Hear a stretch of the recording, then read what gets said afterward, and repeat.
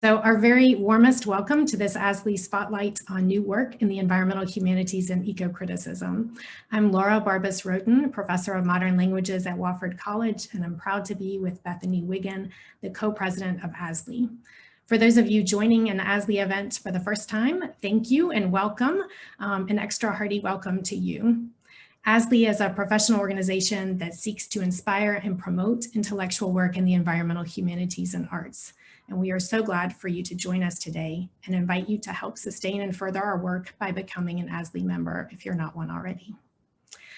It's our pleasure to host this exciting live event, the last in our Spotlight series for the first part of 2021. And Bethany and I and members of ASLE's executive committee have envisioned and designed this new series to elevate ASLE members' work in creative writing, scholarship, and public engagement. And we're excited to foster connections with new public audiences through these virtual events, and just thrilled that the previous three have been so robust in their discussion, and look forward to this one as well. As we get started, I want to extend special thanks to the Penn Program for Environmental Humanities for co-sponsorship of this event and for truly visionary work in public engagement.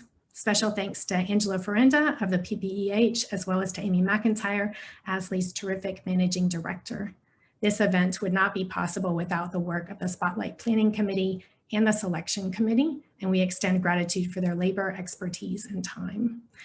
Our topic today is identity and place, and I want to acknowledge the place from which I join you today, which holds importance for Cherokee and Catawba people, and which has been changed often violently by settler colonialism and enslavement, as well as a coloniality of power that very much operates in the present. And I'd like to acknowledge and honor my own identity as a Cypriot American whose family has been displaced from lands which gave us life for generations. It is good to share this virtual space with you today. By way of logistical information, we'll ask that you remain on mute.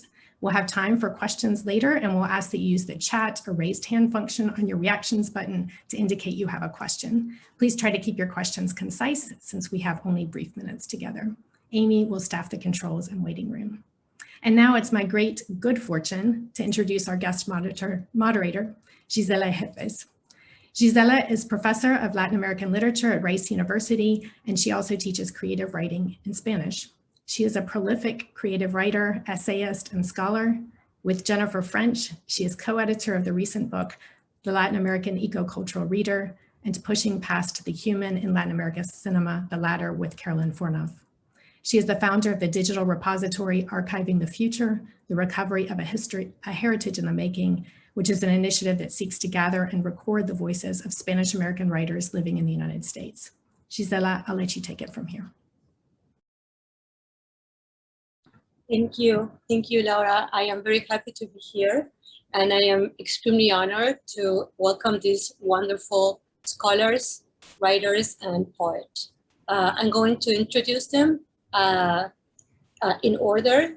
Scott Edward Anderson is the author of Azorean Sweet Azoriana of 2020, following up a memoir of Second Chances of 2019, which we recently received the first literary award of Letras Lavadas in conjunction with Penn Azores, the Nautilus Award-winning Dwelling and Eco Poem of 2018, Fallow Field Poems of 2013, and Walks in Nature's Empire of 1995. I'm also delighted to introduce Victoria Saramago, who is an assistant professor of Hispanic and Luso-Brazilian Studies at the University of Chicago. She's a member of the executive committee of the Modern Language Association Luso-Brazilian Forum and a member of the Brazilian Studies Association Executive Committee. Her articles have appeared or are forthcoming in Novel, A Forum on Fiction, Luso-Brazilian Review, Ecozona, European Journal of Literature, Culture and Environment, Literatura da América, Portuguese Literary and Cultural Studies, Nuevo Texto Crítico, and others. I'm also very delighted to introduce Charles Pigott, who is an associate professor of literature and humanities at Universidad de las Américas, Puebla, in Mexico, Pondam Fellow of Hawks Hall, University of Cambridge, and research associate of Center of Latin American Studies at the University of Cambridge. His research explores environmental philosophies in Latin American indigenous literature, taking an interdisciplinary and translinguistic perspective in an effort to create a shared framework for the conservation of ecological, cultural, and linguistic diversity. Finally, I'm also very, very delighted to introduce Lucien Darjeun Meadows, who is an English, German, and Cherokee writer born and raised in the Appalachian Mountains. He has received fellowships and awards from the Academy of American Poets, American Alliance of Museums, National Association for Interpretation, and University of Denver, where he's working towards his PhD. Welcome, everybody, and again, I am very delighted to be here.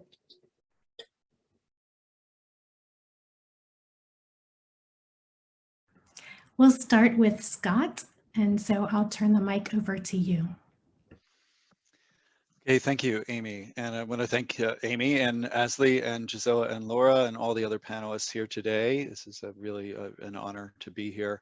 I also want to acknowledge that I'm participating today from Los Angeles, California, on the traditional lands of 3 Native American Indian tribes that predate establishment of the California missions, the Ventureño, Gabrieleño, and Fredeño. While these tribes are not currently recognized by the US federal government, they are recognized by the state of California and have maintained their tribal sovereignty, protected their cultural resources, and continue to resist assimilation. A brief note about my new book, Azorean Suite Açoriana. It's a bilingual book-length poem exploring my ancestral islands in the Middle Atlantic, 9-island archipelago that is part of Portugal, and my burgeoning identity relationship with them. While I'm a 3rd-generation Azorean American, I didn't grow up knowing much about that heritage or my ancestors there. My grandfather's family emigrated in 1906, and really when they came to America wanted to assimilate and be American. So it's only been over the past few years, after decades of attempts at research, that I've been able to return to and make deep and lasting connections to this 9-island archipelago, which is absolutely a remarkable place. Part of what I'm exploring in this work is the complicated relationship between the archipelago's nature and its people, its origins as an uninhabited complex of volcanic islands, its endemic or native species when everything came from somewhere else, the changes brought about by its human population over the past 570 years, and the future and current impacts of climate change on the islands. I'd like to read an excerpt from the book. The book is, it's a suite, so it is divided into 4 movements, if you will, and which is further divided into sections.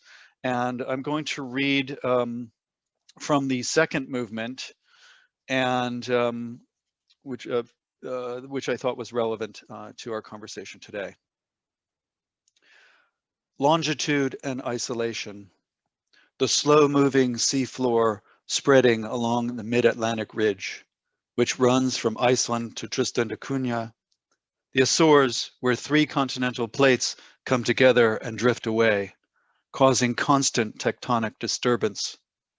These volcanic islands share no land with continents or each other. Only the wind and the sea brought life to the islands. Flora and fauna and its people, all immigrants from elsewhere. Only those organisms resilient enough to cross the ocean could call the islands home. Only those resilient enough to survive could take hold, make a life here, prosper. Only the strong survive and thrive. Steep-sided volcanic islands surrounded by sea and very little shelf, causing cold upswelling currents deep from within the ocean floor that meet warm waters from the Gulf Stream, making for nutrient-rich seas perfect for feeding sperm whales and other marine life. While far above the surface, the Azores high, a high-pressure system lingering over the islands, meets the same Gulf Stream waters, bestowing upon them their subtropical climate. How long will it last if the stream slows or stalls, as some scientists predict, in this century? And what will it mean for the islands and their people? No one has yet determined the true impact of sea level rise on the islands, although scientists speculate Graciosa will be underwater while Santa Maria keeps rising. But consensus is clear. More future coastal protection measures will be needed, and possibly some relocation of coastal communities, Sao Roque, Villafranca do Campo, and Ribeira Grande among them on San Miguel. Winters and summers will be wetter with increasing ascent of moist air over the island terrain, and small increase in temperature in the region. Although the islands are shielded from more drastic temperature increases, such as the ones projected for mainland Portugal. Basically, we're looking at more summer days and more tropical nights. Still, wherever I go on the islands, I open my After Ice app and see what's projected if all the Earth's ice melts. Will this place or that be underwater, even if beyond my life expectancy? Thank you.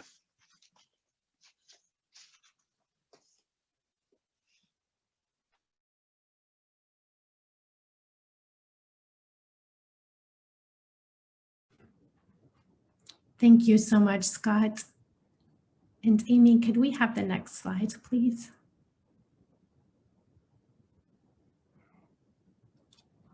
Thank you. We'll go next to Victoria, and Gisela, I believe, has an introduction as well.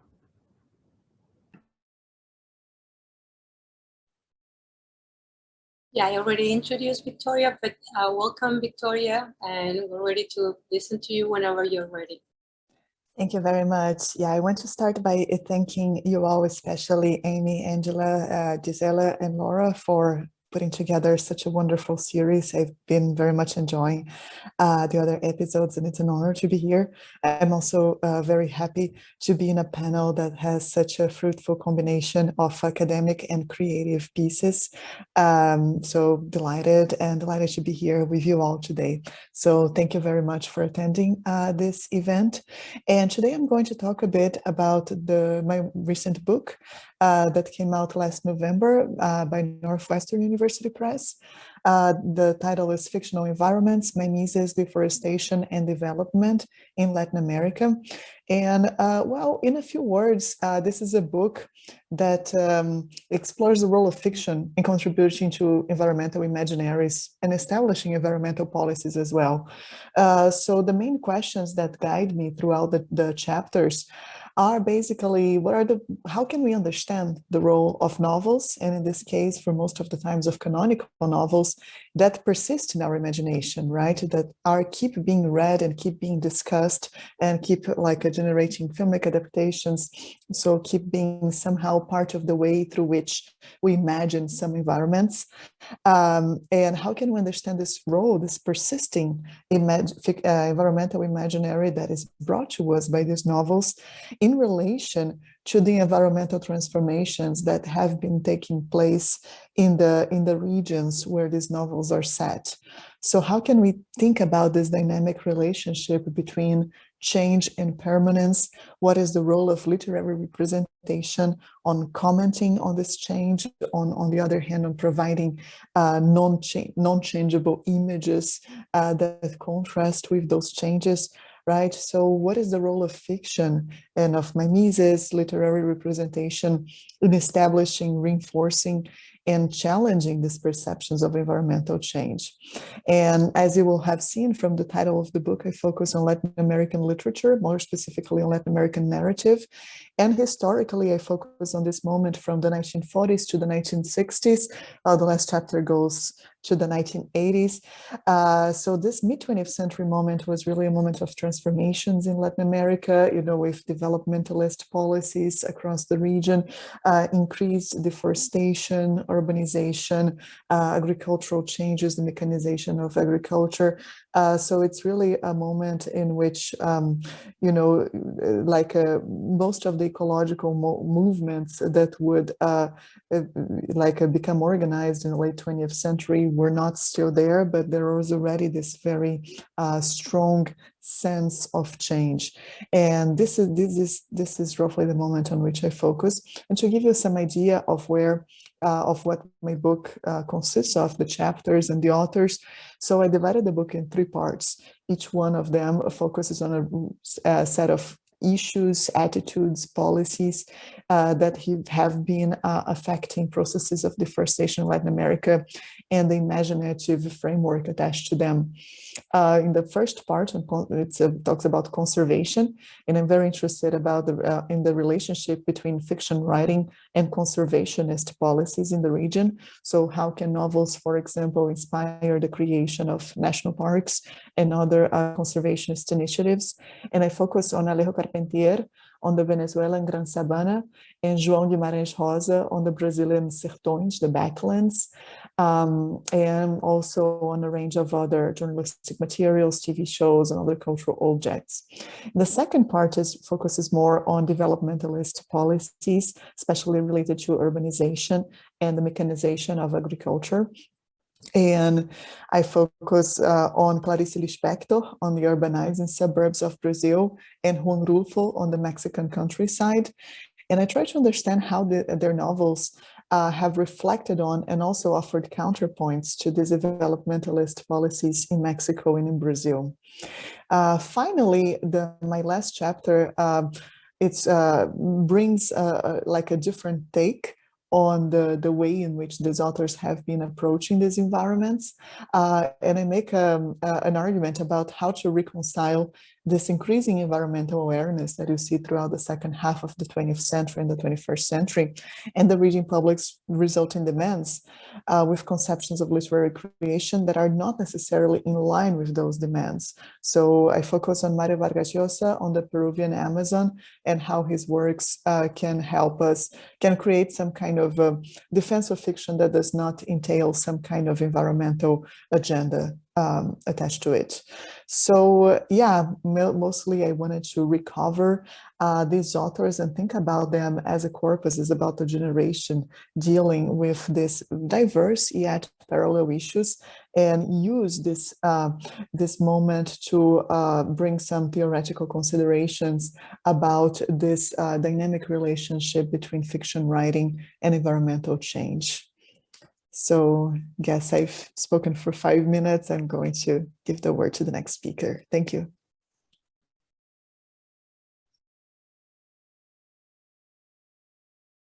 Thank you, Victoria. Now we're gonna introduce Charles Pigott.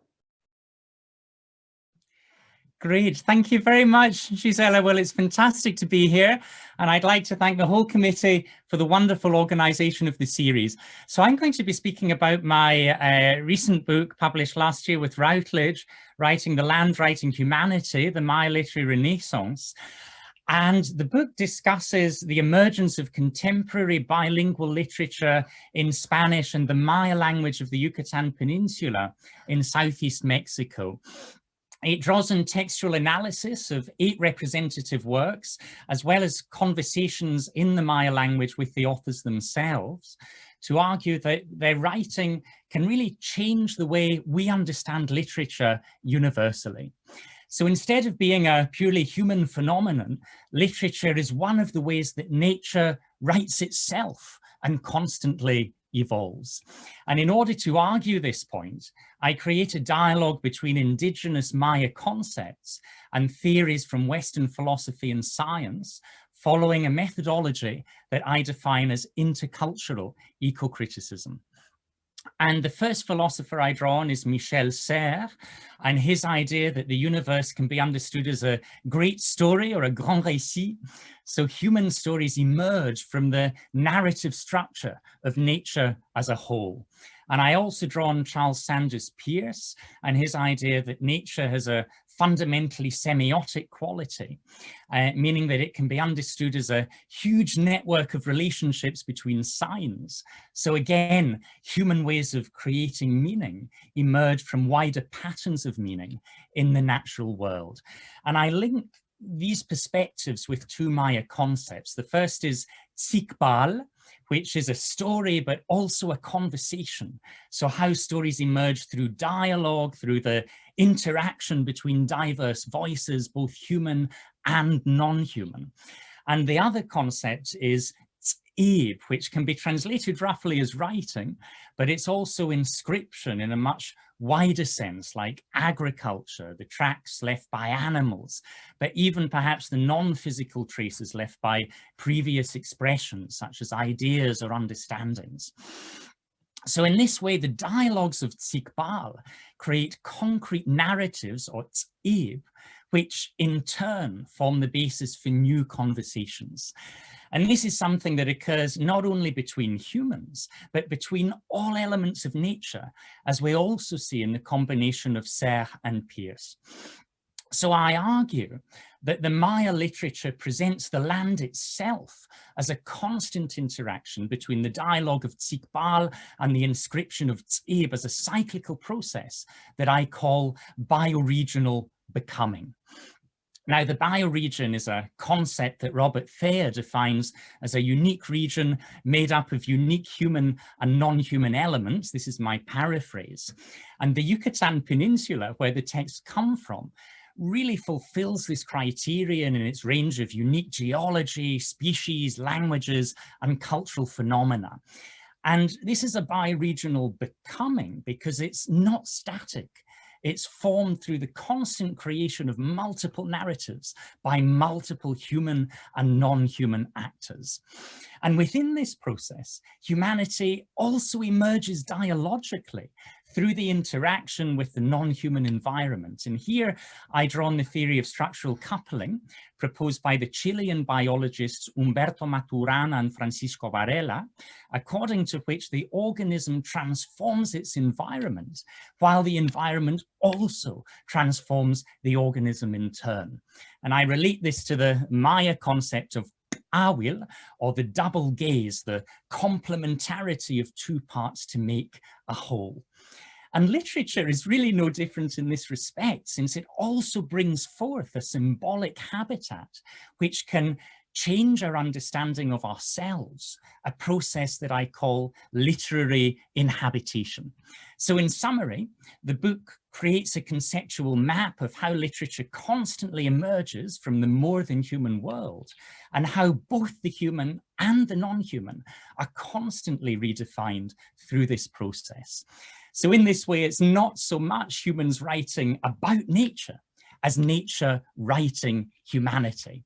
So if we could go on to the second slide, I would like to read out a poem by Felipe Koch-Canul, a friend of mine, a renowned Maya author. And this poem really exemplifies the essence of Maya nature writing. It's called Te Mayab, in the Mayab, which is the Maya term for the Yucatan Peninsula.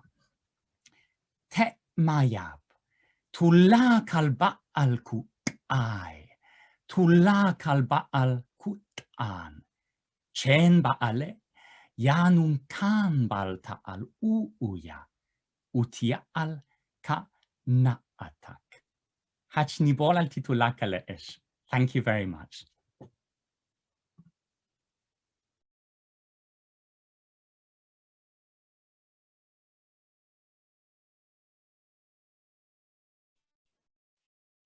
Thank you, Charles. And now we're gonna move to Lucien.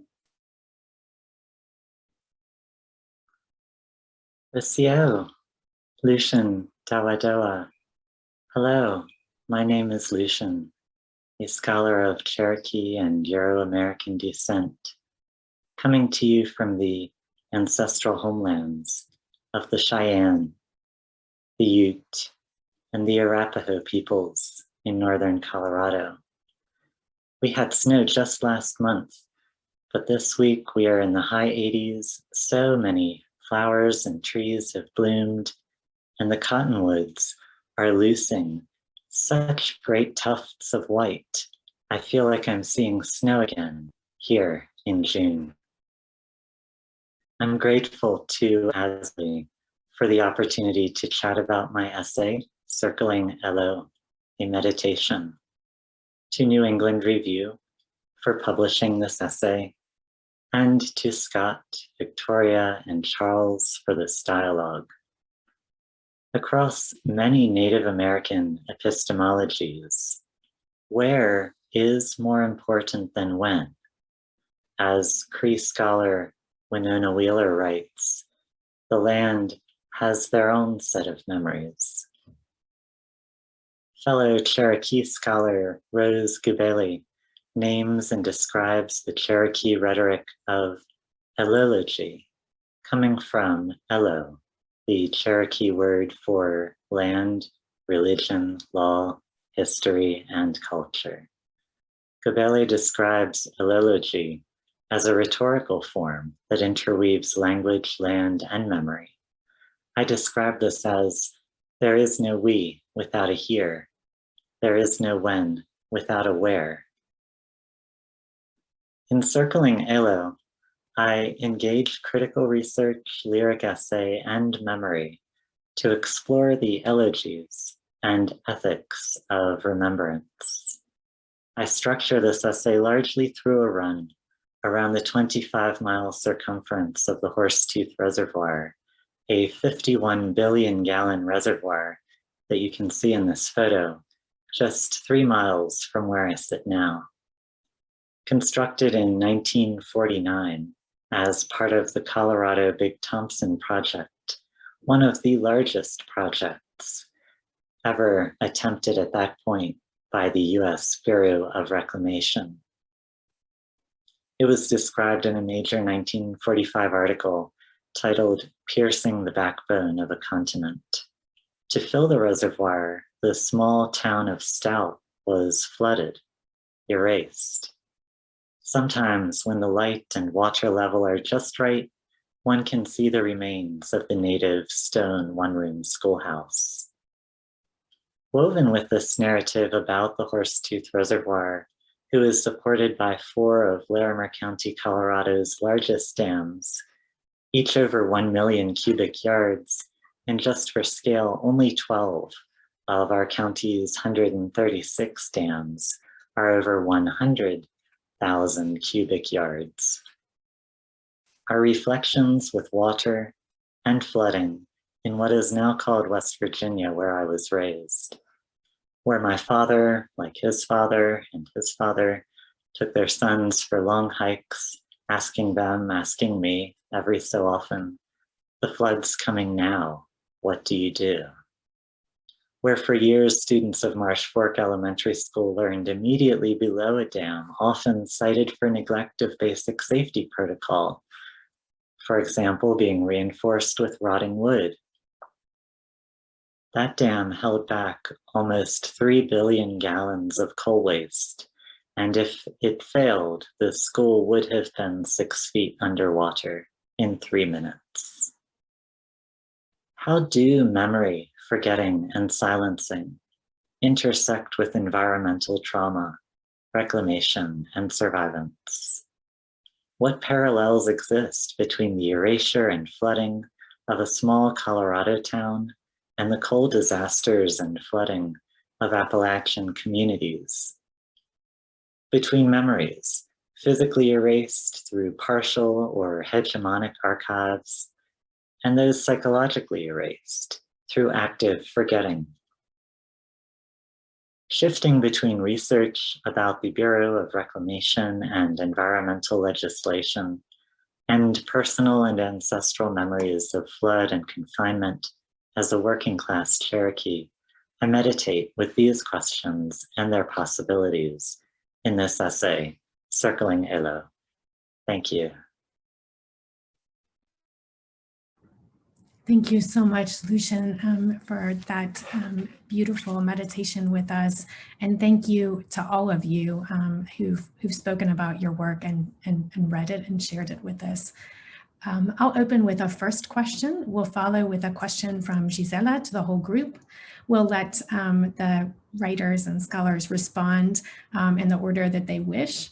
And then we'll ask, as you think with the questions and with what you've just heard, to feel free to write in the chat your question or to simply write your question in the chat. And as time allows, and it looks like we will have time for 1 or 2 questions from the audience to be able to ask our participants today.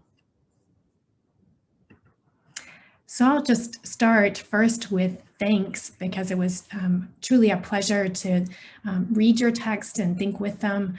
And it's been a delight to hear you speak about them here.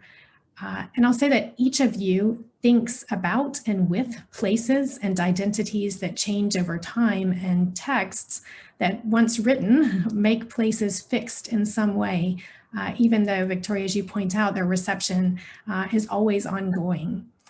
And I wonder what insights about story and poetry and identity have been emergent for you as scholars and writers as you think with the complexity of dynamic entanglements.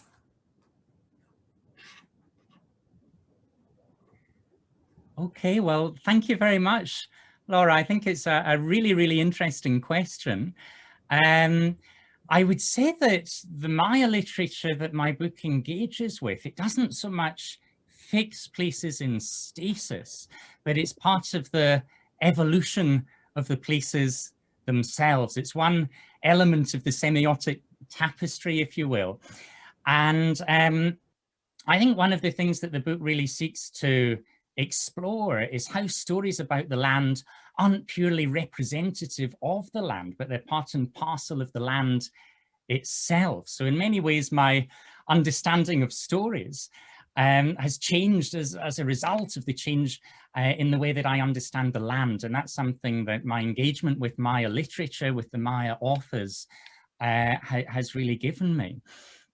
So from this perspective, from the Maya philosophical perspective, the land isn't just a physical place, but it's a semiotic network. It's a network of relationships, a true entanglement of human, non-human, living and non-living elements.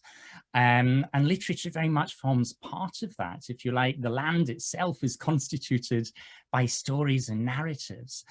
And of course, these stories feed back into the land of which they're part, because they change our understandings. They can reconstitute the places themselves, because if we change our understanding through literature, then of course that has an effect in the way that we interact with the land.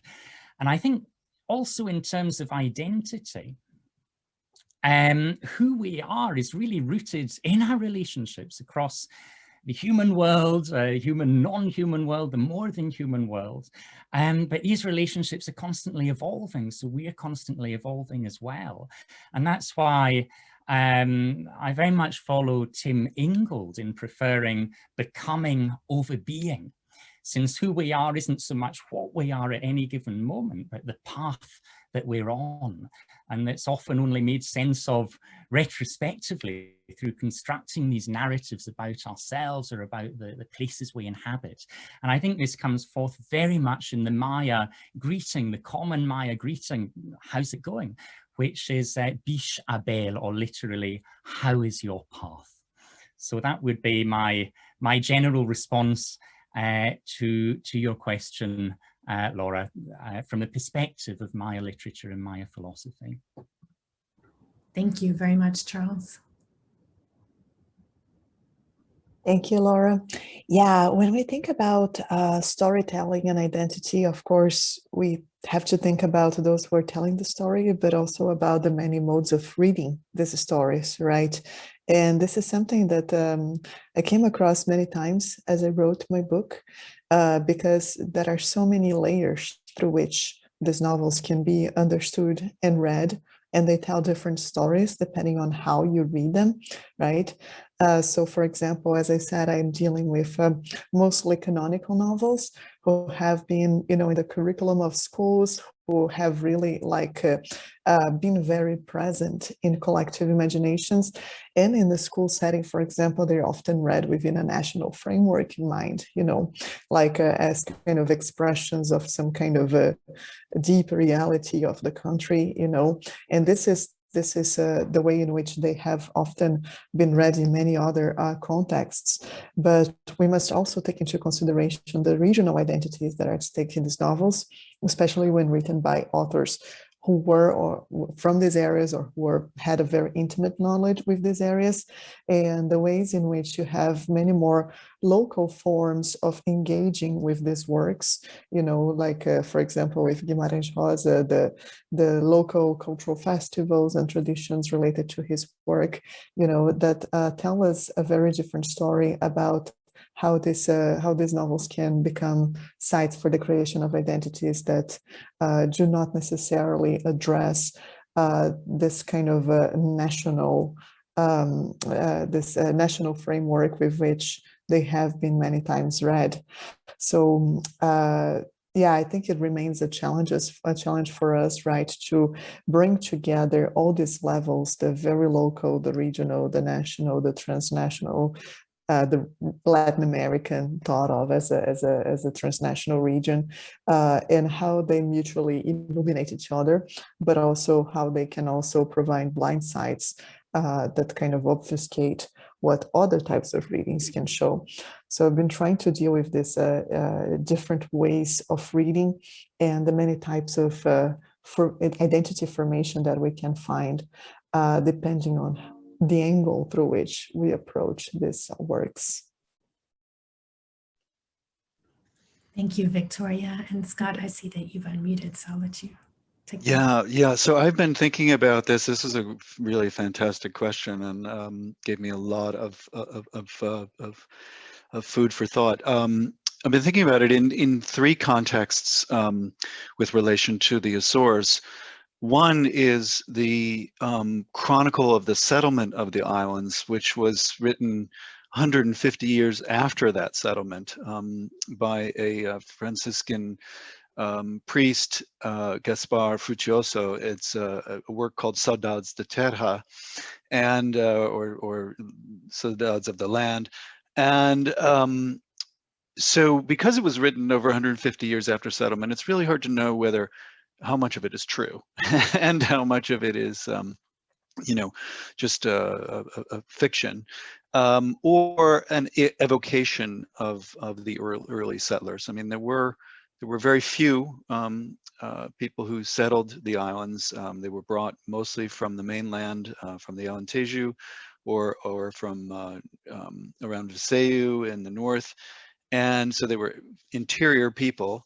Not used to the ocean or seaside, and plopped onto the islands in the middle of the Atlantic. And then, because there were very few people in Portugal at the time, they made a petition to the Flemish people to settle some of the islands as well. So there's a kind of a mix of European cultures that come together on these islands that had no inhabitants before the Portuguese discovered it. So, but as a result of this, the great Azorean scholar and a wonderful writer himself, Onésimo Almeida, once said to me that the Azoreans can never really know their history. We don't really know. And then the second piece I'm thinking about in terms of one of the most influential 20th century Açorian poets, Vitorino Nemesio. He 500 years after the discovery of the islands in 1932 coined a term called Açorianidade, which is Açorianity, which he tried to capture the essence of what it meant to be an Açorian. Again, an evocation, if you will, of the insular nature of its people. He said the islander is defined by being surrounded by the sea on all sides. Like mermaids, we have a double nature. We are of flesh and stone. Our bones submerge in the sea. And then the third concept I'm thinking about in relation to this question is my dear friend and a wonderful writer herself, Esmeralda Cabral, Canadian Azorean, or Açorian Canadian, because she was born in the Azores. She's conceived of a concept which she calls intergenerational saudades, which is those of us who are removed from the islands for either a period of time. In her case, leaving the islands at the age of 7, I believe, and or in my case, being third generation removed, having great grandparents who emigrated, but yet have this feeling of connection to the islands. And in my case, when I went there for the first time, I felt like I was coming home, although I'd never been there before. And so, and I'm thinking about this, and Esmeralda does as well, that you know, maybe it's something that's passed on through our DNA, that there's some changes in the structure of our DNA or the messaging of our DNA, maybe through RNA, that would trigger that sort of connection to a place, and hence identity. Thank you, Scott and Lucien. Thank you, Laura, for this question. I'm thinking about what we might call the little words, like pronouns and prepositions, and how these little words are so essential to generating relationship through writing. Robin Wall Kimmerer's Grammar of Animacy in her book, Braiding Sweetgrass, has been my essential companion in this. And I feel that little words, like the pronouns, the prepositions, can enforce a relationship of domination. Like when we describe a tree, a river, even a bird as it or that, or when we describe our walk on or over a trail. And I'm thinking more about possibilities for dynamic and entangled relationship offered by many indigenous languages. For example, in Cherokee, I've learned 6 words for the single English word we, depending on how many folks make up the we and whether the addressee is included. And so through English, I feel that through these little words, we can foster more relationality.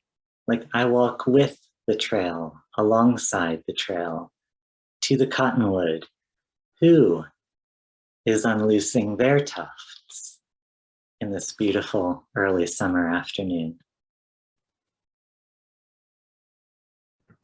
Thank you.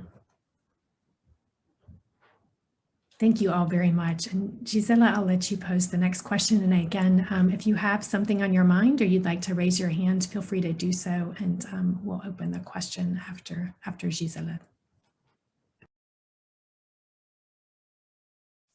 Thank you, Laura, and thank you everyone for your wonderful responses. And I just have to say that I enjoy very much listening to all a tiny bit on what you have said, and then I'm going to go to the question. In your presentation, some work, I took my liberty to go into your work as well. All of you address something that I find very important, which is the transformative relations between words, language, and different environments from different scopes and from different perspectives and disciplines. And Victoria Saramago, on one hand, proposes that fiction is a site for the production of knowledge, as well as the mimetic relations and negotiations between the fictional and the real environment. Charles Maurice Pigott, on the other hand, considers how Maya language literature is not separated from the rest of the world. On the contrary, it emerges from a general dialogic potential in nature. Furthermore, he proposes that literature is a biological phenomenon that constitutes both humanity and the human habitat, and is thereby a mode through which the world writes itself. Meanwhile, in Lucien Meadows' piece, language and space are disrupted. We are what we are, you said, and there is no we without a here. The discontinuity between space and language comes about as the latter cannot name what is no longer there. Scott Anderson's poem also translates to a site of memory, although what is missing now is not only the space as we can imagine through the lens of longing, but its absence because it won't be around anymore. In other words, not just as a reminiscence, but also as a physical and material reality. So taking this into account, I wanted to ask all of you to elaborate more on the role of words. And with words, I'm also including language, poetry, fiction, and storytelling as an agent that can transform reality, and on how this potential shaping of the word can serve to forge new understandings of the relation between words and matter.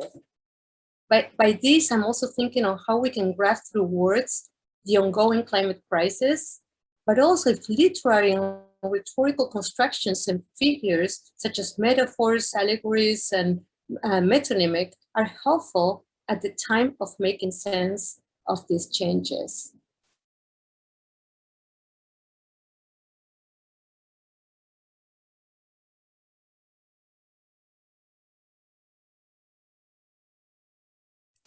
I'm not sure who wants to go first. Well, I jumped in first last time, so I'd rather give somebody else the opportunity. Well, given that you mentioned my work first, I can go first. Yeah, wow, that's also a great question, and a question that I think that is in the back of our minds in any eco-critical activity, critical gesture, creative writing that we have, right? What are we doing with these words? How can these words bring us something, either like some more conceptual framework through which we can make sense of the many challenges we face in the current ecological crisis, for example, or the sense of place, this feeling of somehow being there, as I feel I have read after reading Scott's and Lucien's works, for example, even though I have never been in the places they describe. So yeah, I think words really help us imagine, and we talk about the ecological crisis. When we talk about environments, we talk about something that is so big, right? That whose scale always challenges us to make sense of what is it that we are, what that is in front of us, right? We always have this on the one hand, necessity of kind of creating some sense of what we are seeing and what we are not seeing, especially, and at the same time facing this impossibility of the overwhelming scales with which we deal. And words in this case can really help us visualize, right? Can help us imagine, can help us tell stories that make many of these overwhelming realities and processes more understandable to us. And as I discuss in my book, they also may bring us the desire to act, to change things. And I discuss some of the cases in which this relation between reading, telling stories, and acting has taken place, and there are many others, especially in the past decades.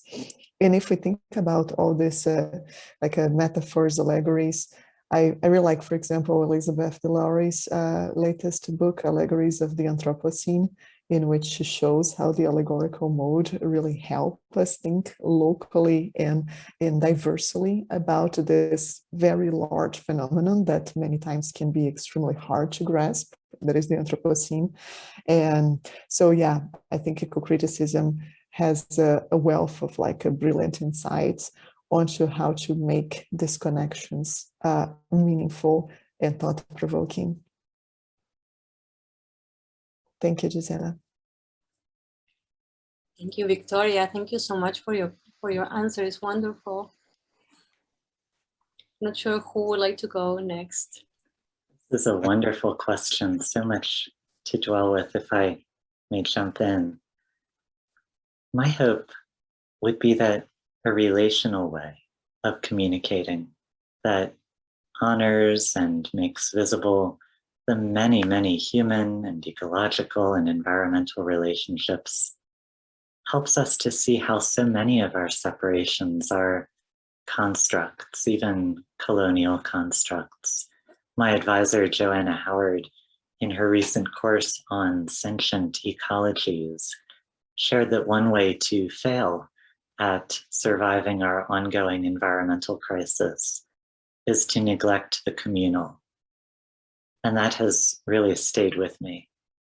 I struggle to place my work sometimes in either anthropology or ecology or geography, and I'm drawn to the broad environmental humanities and to hybrid writing that engages critical elements alongside creative elements.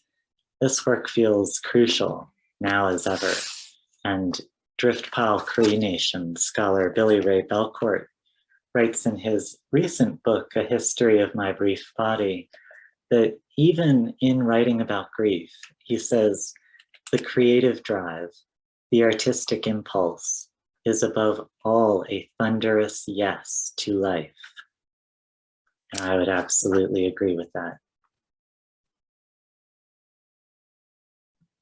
Thank you, Lucien. Thank you so much. That's beautiful. I was struck by something Lucien said earlier about the small words, and I think that something as enormous as the climate crisis really requires small words. I mean, there was lots of studies and research about the impacts on people of big numbers, of big, to conceive of hundreds of millions of people being impacted by climate change. It's just too much for us to take on, and if you think about the very local, very small impacts on your place or your neighbor's place or your family or friends, it's a lot easier to make that connection.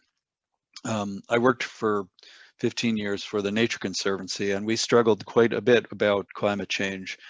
I'm very happy to see that they just hired Catherine Hayhoe to be the director of their climate program, because I think that means that they're finally taking it very seriously. But I think part of it was how, a land action-based conservation organization, how can you conceive of the changes and the impact that will happen over time to the places you're protecting? And I think it's again in words, because nature is a construct. It's a human construct. It doesn't really exist outside of us, outside of our minds. It is itself what it is, but we've named it and we've created this concept. I think we need to figure out a way to do that with climate change as well. And I think one of the things I was struggling with Azorean Suite, which I think you touched on in the question, is that, this is a place that for me it was an enigma. It was a memory from my DNA, or it was, something intangible out there. When I finally got to it and stood in the island, it was, really a revelation. And then immediately, because of my background, I thought, well, what's going to happen to this place? Now that I've found it, it could be taken away. It could disappear, be submerged. Some spots may survive because they're, the volcanoes were quite ferocious. So they're and fairly young. So there's still, many high points. But that was something quite daunting to me. To look at this place and think, oh, it may be gone in 20 years. Yeah, that was very striking in the poem. It made me think about how many times we need to project on places and think about whether they're going to be there or not.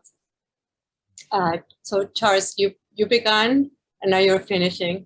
Thank you very much, Gisela. Another really, really interesting question. So my book essentially advances an understanding of the world as fundamentally semiotic in nature, if you like, fundamentally linguistic in many ways, following Peirce and also the Maya concept of tsikpal or dialogue. And from the Maya worldview, meaning is constitutive of the universe itself. And I think this is perhaps the root of what's commonly called magic, this intuition that mind does have direct efficacy on matter, because ultimately they're one and the same. Both are constituted by networks of meaning. And obviously magic and science would disagree in terms of precisely how that process operates. But the basic intuition is one that I believe is becoming increasingly accepted in scientific debate today.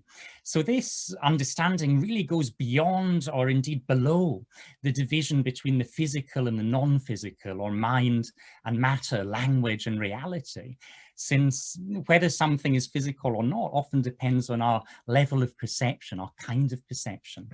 And I think that's one of the problems in the current global environmental crisis, that often it seems more real for people who experience it directly than for those who don't.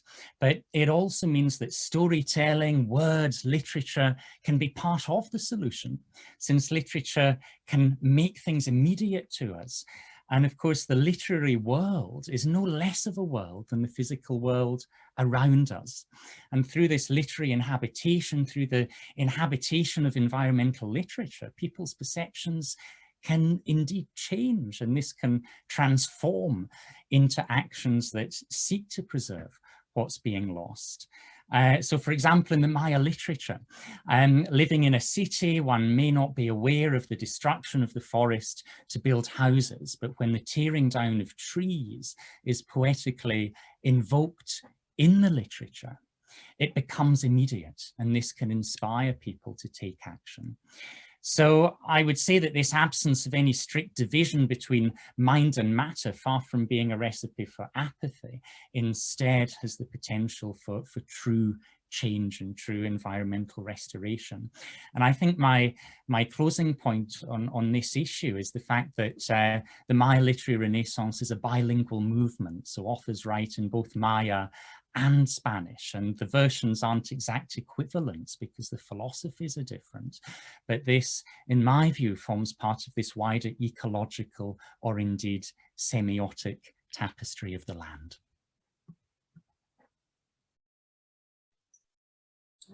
Thank you, Charles. And I'm going to pass to Laura. Yeah, thank you all. We are right at 2 o'clock, and there was a question which I'll just highlight because I think it points to the multilingual engagements that we want to uplift in ASLE, asking about the we's and what we's, the word we, what it holds in the different languages that are known and nourish the work here and evoke and hold worlds for us. So thank you all very much for being part of the multilingual engagements that ASLE would like to uplift to the scholars and writers and thinkers that I know are very present in this room among our panelists as well as those in attendance. And thank you for the way that you're shaping with others the spaces around you in ways that hold more life and hope. So thank you all for joining us today. This will wrap up our Spotlight series for the first half of this year, and we look forward to many more public-facing events in the future of ASLE and to seeing you all in many more spaces here and elsewhere. So our warmest thanks for your presence and best wishes for what's ahead for you.